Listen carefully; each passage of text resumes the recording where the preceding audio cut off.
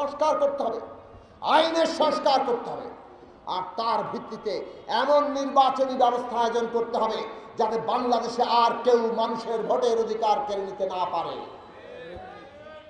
নতুন নির্বাচন কমিশন গঠিত হয়েছে।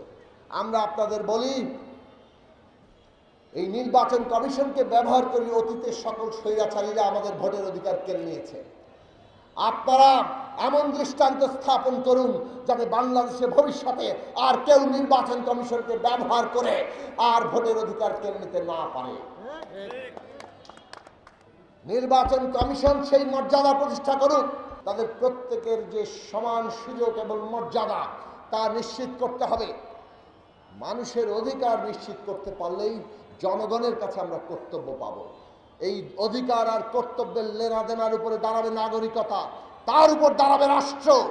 এই রাষ্ট্রের সংবিধানের প্রধান লক্ষ্য হওয়া দরকার। তাই সে কারণে 1971 সালের 10ই এপ্রিলের যে ঘোষণার ভিত্তিতে এই দেশের মানুষ যুদ্ধ করেছে, সেই 10ই এপ্রিলের ঘোষণা আর 2024 সালের বৈষম্যহীন রাষ্ট্র গড়ে তোলার ঘোষণা, এই দুই মিলে হবে আমাদের সংবিধানের রাজনৈতিক লক্ষ্য, আদর্শিক লক্ষ্য। আর আমরা এমন ক্ষমতা কাঠামো করতে চাই যেখানে সংসদ ঠুটো জগন্নাথ হবে না, হাততোলা এমপি। ওই 70 অনুচ্ছেদ করে সবাইকে হাততোলা এমপি বানিয়ে দিয়েছে। আমরা বলেছি 70 অনুচ্ছেদ সংস্কার করতে হবে। সরকার গঠন আর বাজেট পাস বাদ দিয়ে সবাই, সমস্ত প্রতিনিধি সকল বিলে স্বাধীনভাবে ভোট দিতে পারবেন। আমরা বলেছি সংসদের 2 কক্ষ করতে হবে এবং 2 কক্ষের মধ্যে ক্ষমতার ভারসাম্য আনতে হবে। আমরা এমনকি নির্বাচনী ব্যবস্থা আনুপাতিকভাবে হবে কিনা সেই প্রশ্ন তুলেছি। এটা নিয়ে রাজনৈতিক ঐক্যমত্য তৈরি করতে হবে। অর্থাৎ সংসদের ক্ষমতার কাঠামোটা এমনভাবে বদলাতে হবে যাতে করে আরও বিস্তারিত অনেকগুলো প্রশ্ন আছে।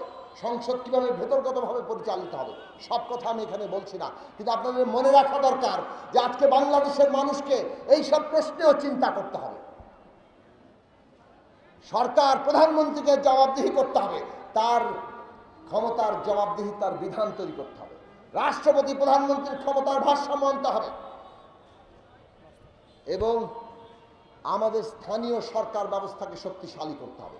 স্থানীয় সরকার ব্যবস্থাটাকে নিয়োগ দেয়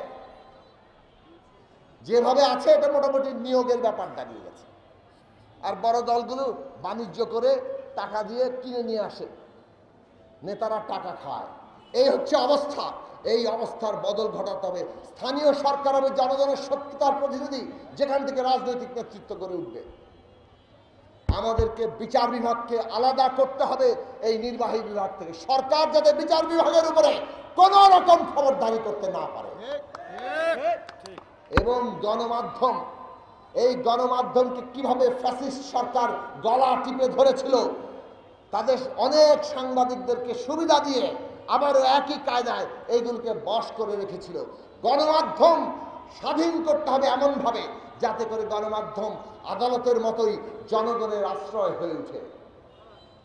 এই ক্ষমতার ভারসাম্য ছাড়া আমরা এগোতে পারবো না। আমি আমার বক্তব্য শেষ করি, আজান দেবে। আমরা পরিষ্কার করে বলতে চাই, ক্ষমতার ভারসাম্য সৃষ্টি করতে পারলে আমরা আমাদের দেশের শ্রমিক, কৃষক, আমাদের দেশের ছাত্র, যুবক